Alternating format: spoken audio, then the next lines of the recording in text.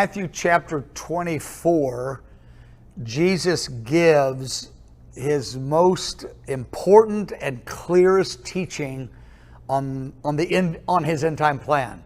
In Matthew chapter 24, I call it the very best message, forerunner message in the whole Bible, because it's Jesus describing what's going to happen in the future. And in Matthew 24, he gives 22 signs of the times. That's remarkable, because a sign of the time is like a road map. It's like a road sign, telling us what road we're on and how close we are to that destination. 22 signs of the times.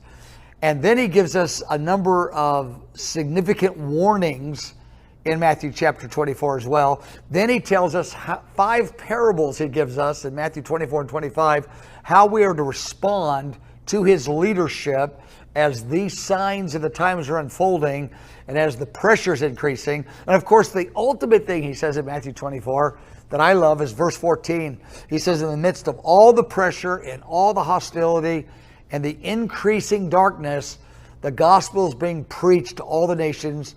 The gospel witness will go forth in greater power, touching greater numbers in the midst of the most hostile environment.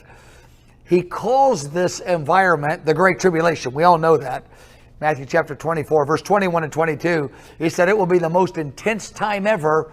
That's the verse right after he said it's the time when the gospel will be most fruitful and effective to the ends of the earth.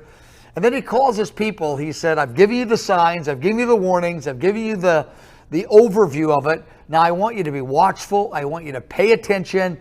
I want you to interact with my heart and my leadership. But anyway, Matthew chapter 24, no prophet has more insight on the end times than Jesus, no apostle in the New Testament. So I love Matthew 24 and 25. It's really, the two chapters go together. And I recommend it. And it's the sort of chapter I go to over and over and over again.